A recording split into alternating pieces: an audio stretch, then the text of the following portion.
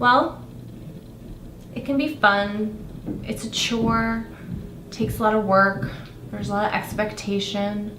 Strong, emotional, crabby, ugly, pretty, bloated, skinny, vulnerable, pissed off, happy. Come on, boy, I've been waiting for somebody to pick up my straw. Well, don't waste time, give me a sign, tell me how you wanna roll. I want somebody to speed it up for me, then take it down slow. There's enough room for both. Well, I can handle that, you just gotta show me where it's at. Are you ready to go? Are you ready to go? I don't understand people that are not kind.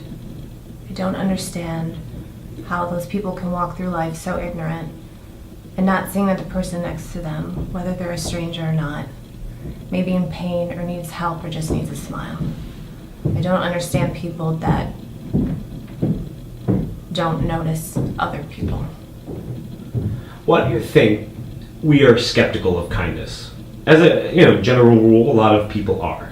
Mm-hmm. Why? I think if someone is being kind to you, your first instinct is, what do they want from me?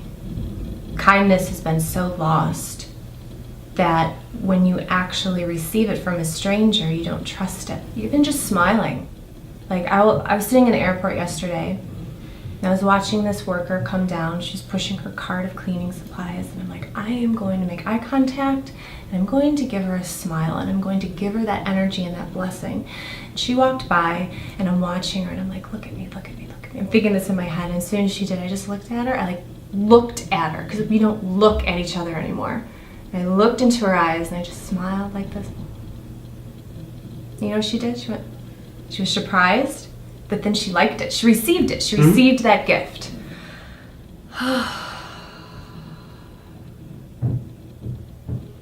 The people that I have in my life are my biggest blessings.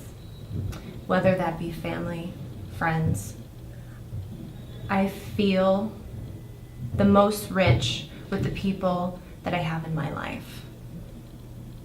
I feel so special that these people that I've met and come across and that play a part in my life are actually with me. Some people go through life and they never even have one person, and here I am, and I have this whole community of people who love and respect and are kind, and they go for their goals. You know, we're on the same path, and it's so rewarding to have that. That is my biggest blessing. And like I said, that includes family, friends, my husband, everybody. Because y'all learn from people. What makes it funny is some people enter your life and then they go out of your life. They're there for the purpose and they go. It's so strange how that works.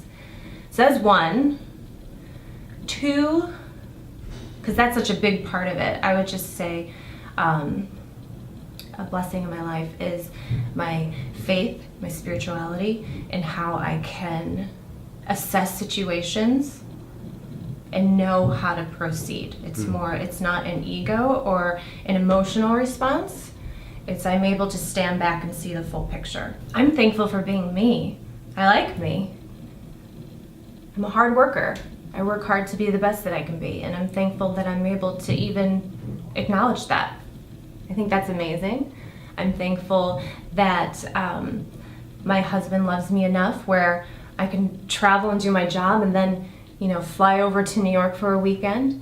And he loves me so much, he wants me to experience that.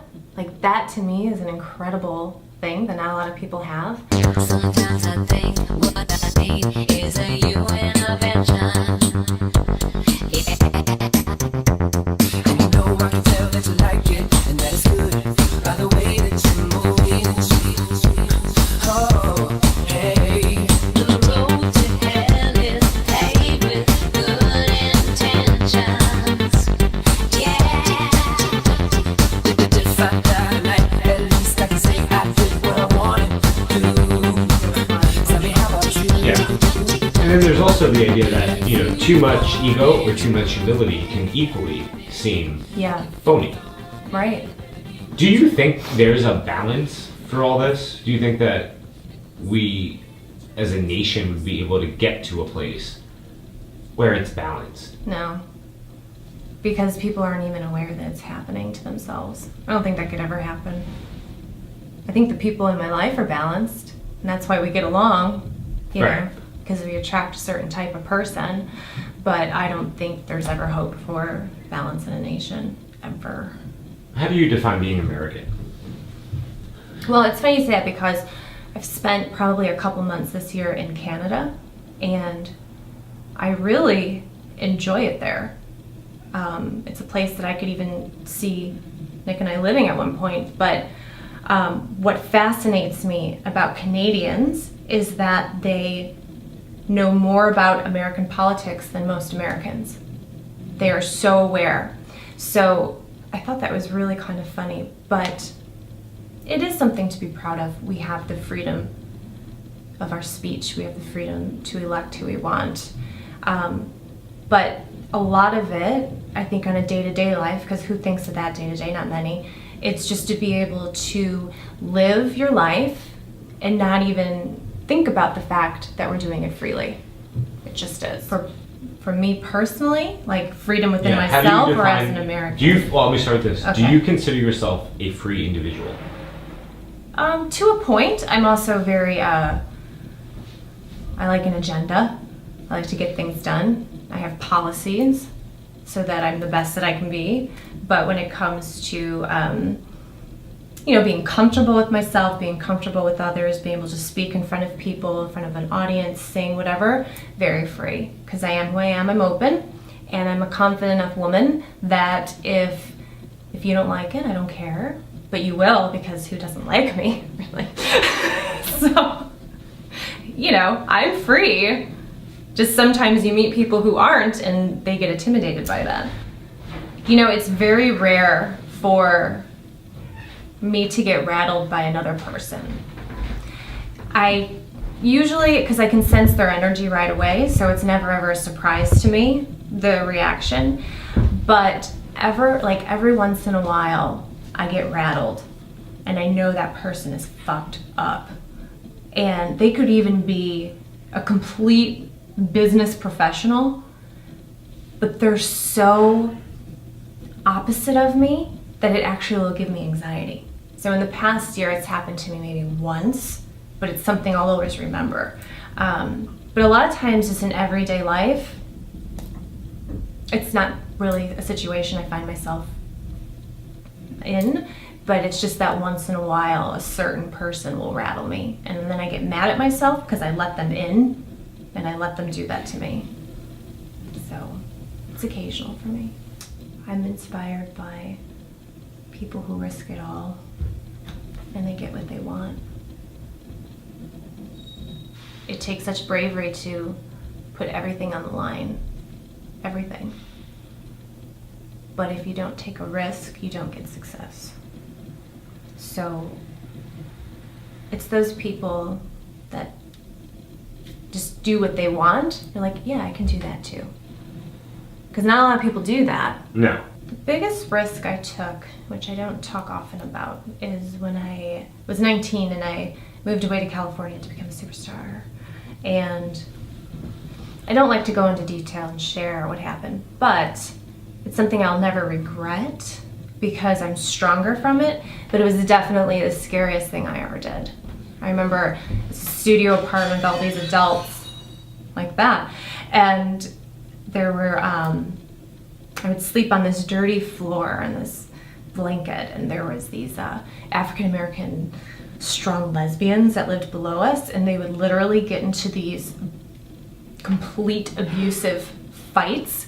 You would hear things knocking around and all over the place, and I just remember lying on that floor, crying myself to sleep because I was so homesick. But I was doing it because I was being brave enough to go out there to try to achieve my dream at that time. So it didn't work out the way I wanted to, but in hindsight, it worked out exactly how it was supposed to, because if it did work out, I wouldn't be right here, and this is where I'm supposed to be.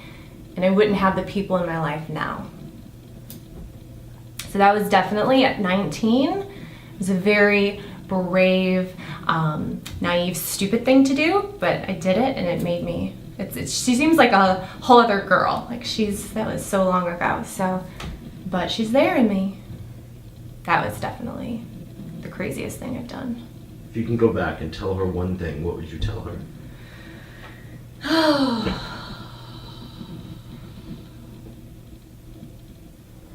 You don't need that shit. What's the best thing about you? I think the best thing about me is how I make other people feel. I know when someone needs love. I know when they need a little there, a pat on the back. I always know if someone doesn't feel pretty, or if they feel down, or if they're sad. I feel like I can always give them something to change their day around. So it's really being able to feel the person next to me. So making other people feel good.